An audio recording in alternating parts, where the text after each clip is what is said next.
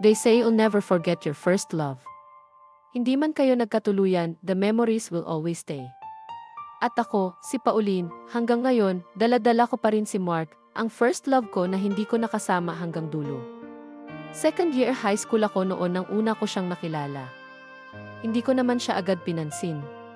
Para lang siyang tipikal na kaklase, tall, tahimik, medyo may pagkaseryoso. Pero habang tumatagal, hindi ko namamalayan, lagi ko na siyang hinahanap. Pauline, can I borrow your pen? Simpleng tanong niya. Sure, sagot ko. Sobrang ordinaryong moment, pero sa puso ko, hindi ordinaryo. Kasi doon nagsimula ang kakaibang kilig na hindi ko ma-explain. Nagkasabay kami madalas, sa canteen, sa group projects, minsan pa nga sa uwian. Slowly, I realized I like him. Pero bata pa kami noon, walang nagkaroon ng lakas ng loob magsabi ng totoo. Kaya nagtapos ang high school days namin nang hindi ko nasabi, Mark, I like you. Akala ko tapos na ang story namin. Pero fate has a funny way of surprising you. Second year college, naglalakad ako sa campus nang may bumulong sa likod ko. Pauline? Paglingon ko, si Mark. Mas matured, mas gwapo, pero may parehong ngiti.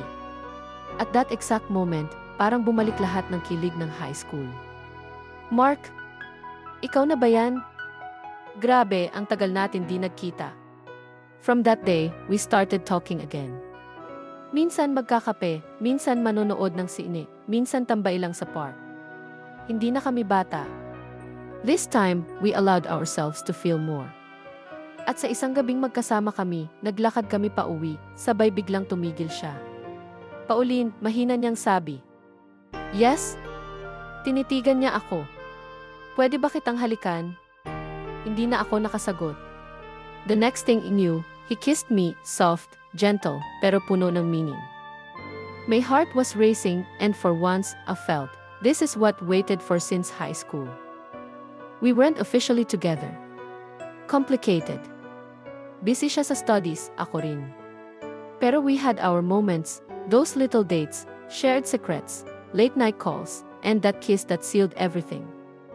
One night, habang nag-uusap kami tungkol sa future, natawa siya.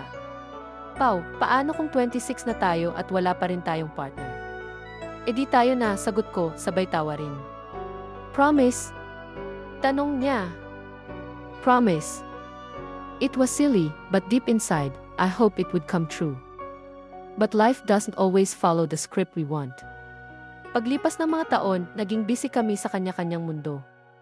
Unti-unting nawala yung madalas na usap, nawala yung mga date. Hanggang sa dumating yung balita na may bago na siyang girlfriend. Masakit. Hindi ko pinakita, pero gabi-gabi akong umiiyak. Naiisip ko yung mga pangako namin na kung wala kaming partner by 26 kami ang para sa isa't isa. Pero sa puso ko, alam kong hindi na matutupad yun. I remember my 26th birthday. Hindi ko mapigilang isipin siya. Nasaan na kaya si Mark? Naalala pa kaya niya yung promise namin? Pero natapos yung araw na wala siyang message, wala siyang call. At doon ko na-realize, hindi talaga kami ang meant to be. Ngayon, as I look back, I smile kahit may kirot. Hindi ko makakalimutan yung first love ko. Si Mark, na una kong minahal sa high school, na bumalik sa buhay ko sa college, na binigyan ako ng kilig, may first kiss, at ng mga pangakong hindi natupad. Pero kahit hindi kami nagkatuluyan, thankful pa rin ako. Kasi he gave me memories na hindi ko ipagpapalit. Yung simple niyang ngiti sa classroom, yung coffee dates namin sa college, at yung kiss na hanggang ngayon, ramdam ko pa rin sa labi ko. Mark was my first love. My best memory. My sweetest what if. At kahit hindi kami nagkaroon ng happy ending. At least, once in my life, I loved, and it was love back, even just for a while.